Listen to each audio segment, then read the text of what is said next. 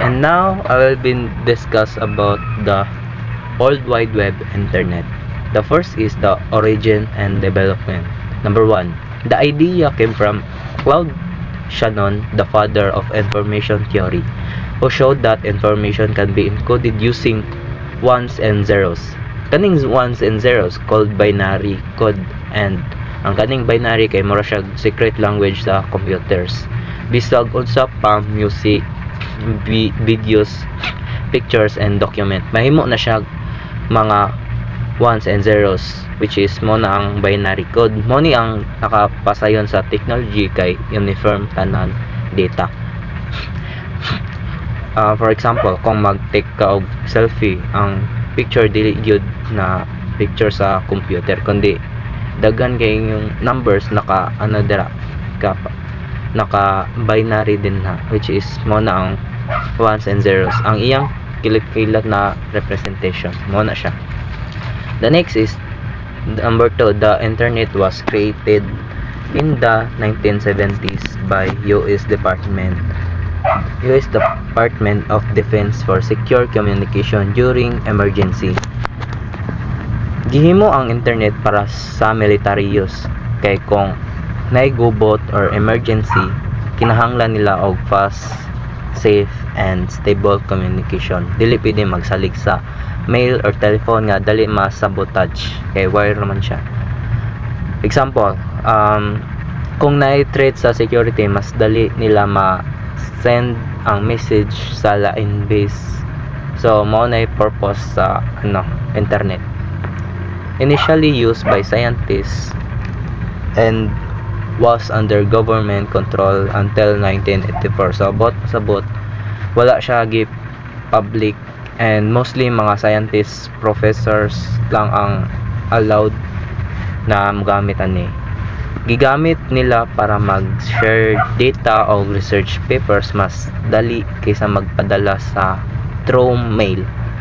Ang example is kung naay scientist nga naka-discover og bagong formula or something, is ipadala niya diretso sa lain researcher pinagi sa internet. So the next is the improvements in speed and technology. Number 1, early internet was slow due to phone lines. Karon kung mag-internet ka, stable and fast. Pero sa una ang internet moagi pa sa telephone wires, meaning hinay, loading and ma-disconnect kung mutawag ang lain tao.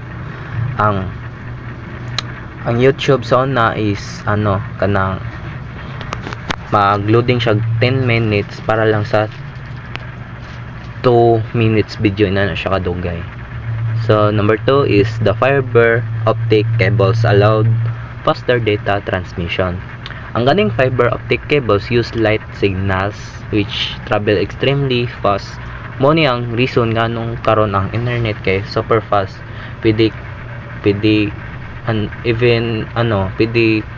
daghan mo gamit inana. For example, kaning Globe Fiber or PLDT fiber, bisa kanang nag-video ka or nag-online class, or kita nag-online class, is dili siya mag-lag and dali kayo mo travel ang data. Inana siya. And the next, number 3 is companies like Intel made faster microprocessor for better computer performance. Muna siya ang microprocessor where are like the brain of the computer. Mura siyang kung mas paspas ang brain, mas dali tanan action like typing, browsing, editing, or kanang pagplay og games. Kapareha ng basigon sa na games. For example, sa una kay hinay kay yung microprocessor, gitawag to siya Intel Core i3. Yang karon kay Core i7 naman. Dako kay difference sa speed. Ang i7 kay makapagpadagan og dagang task without lag. Ina siya. And the next is the rise of search engines. Number 1, Sergey Brin-Larry Page created a new technology engine in 1998 that ranked results based on popularity. This became Google. Their idea was unique. kay tungod instead nga random result lang, Google showed the most trusted, visited, and reliable website first. For example, another is kanang billions of people use Google every day. Kay tungod it is simple lang, efficient, and complete iyang information. And na other na is dili complete but still efficient gyapon siya sa mga tao. Mo-answer siya sa almost anything: homework, direction, news, receipt sa mga pagkaon or medical info, weather, maong 200 million queries daily ang Google. The next is the internet communication. One is email. Allowed user to send messages that arrives within minutes instead of days. So sa una kanang padala ka og sulat maabot after 3 to 10 days according sa study. And karon seconds or minutes lang maabot na ang message. Useful kini siya sa schools, work, or official messages. Sa pareha karon mag-send kog email. Then and another example pala ni is kanang ang student is mag-send og requirements sa teacher. And another pod is kanang company send job appointment inana kani nya. Another pod na is kanang bank send transaction alerts via email. Kapareha tang mag-scan sa akong ang land bank, mag-send siya sa akong email inana. The next is online chat rooms, virtual spaces where people could communicate with stranger or groups in real time. Mao ni siya ang chat rooms are kaning online meeting places where strangers or groups can talk about games or topics in real time, or gani hobby nila inana makigila-ila ka sa laing tao. Example kanang gaming chat kapareha nang sa Mobile Legends na chat room dra sa mag-storya ka, or sa chat room sa sa Facebook group or kanang Discord serves mo na yung Discord mo yung example. The next is ang surfing the internet. Surfing the net began exploring website for information, entertainment, and communication. Mo ni siya ang surfing means kanang exploring different websites. Mga tao mag-surf sa ang mga tao mag-surf to learn, research, socialize, or just get entertained. Ang example na is kanang magtanaw ka sa Shopee, mag-browse ka, or mag-watch ka sa TikTok videos, or mag-google ka nga sa pag-edit sa CapCut, or tanaw ka sa Google na tanaw ka sa news sa online inana.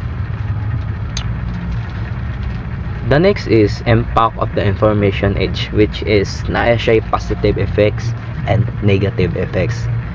The first is kanang positive effects. Number 1, faster communication. Email and online chat rooms let people send messages instantly, making communication much quicker than traditional mail. So, bot pasabot nagapaspas sa communication ang email, chat, video calls, and social media. Di ka pare sa online ay pahatod-hatod pa nimo sulat pa ka inana. Wala na delay kung kinahanglan ka mo kontak sa tao. Ang example pa na is kanang messenger call sa imong kaila from abroad, di ba? Paspas kayo, or mag-send ka makakita ka sa announcement gisend sa teacher inana, paspas kayo.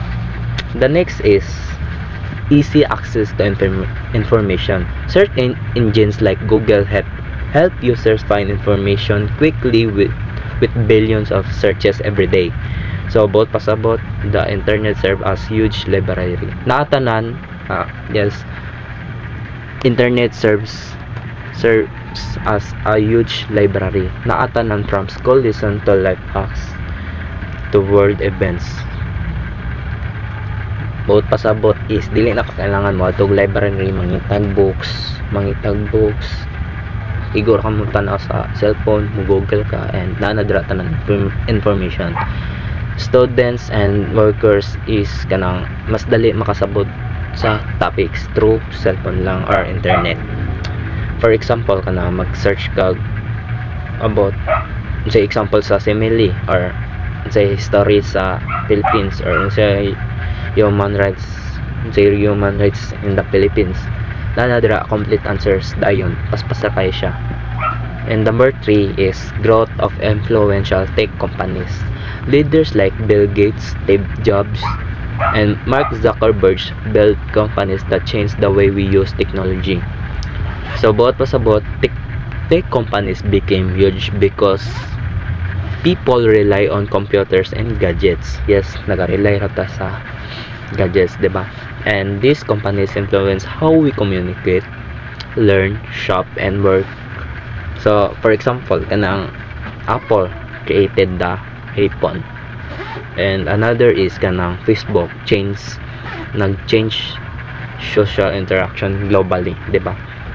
And number 4 is improve internet speed and computer power. Fiber optic cables and faster processors make the internet and computers work more efficiently, helping people in their daily tasks. Mas dali ang research, office work, online shopping, and entertainment. Technology mao na siya, and technology makes lives more convenient and helps people finish tasks faster, unlike sa una. For example is kanang online classes, diba? Or digital payment like GCash or credit card, something na or sa Google Docs collaboration or kapareha ng mag-send upload tag video na. And nana kung ganihan na siya yung negative effects. And this number 1, digital divide. Many people cannot afford computers or internet access, limiting their ability to benefit from new technology. So both pasabot, not everyone has access to gadgets or Wi-Fi. Ang uban students modo sila sa library or other places para lang siguro maka-online class. This creates inequality. For example, kanang some public school student is dili maka-join sa Zoom kay walay internet load. Number 2 is impersonal communication. Electronic messages are less personal than phone calls or handwritten letters, which some people find unsatisfying. So, what pasabotan is online messages sometimes fail to show real feelings. Mas meaningful gyapon ang face-to-face or handwritten letters. For example, kanang mag-text kag I miss you. Mag-text kag I miss you is dili nimo ma-feel gani inana. So number 3, exposure to harmful content. The internet allows easy access to pornography and other inappropriate materials which can harm children and families. So kasabutan ni is easy access a website with violence, excessive content, and fake news can harm children behavior and thinking. For example, kanang na-accident sa bata na mapindot tong link is naladay birang kanang violent ay something na bawal sa ilaha inana gani, or some kanang video sa YouTube inana dali lang sila maka-access. Number 4 is increase in cyber crimes and online harassment. Cyberbullying and other crimes on social media are serious problems affecting many users worldwide.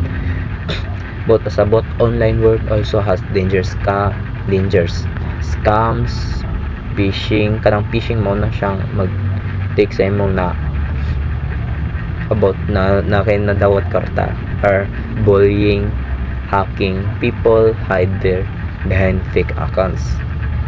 Kanang for example, cyberbullying sa Facebook comments inana mo lang example sa cybercrimes, or phishing kanang na mag-take sa imo na kaparehanon imong GCash is na-lock, kailangan man lock or pag hacking someone account kinana ani mo na siya.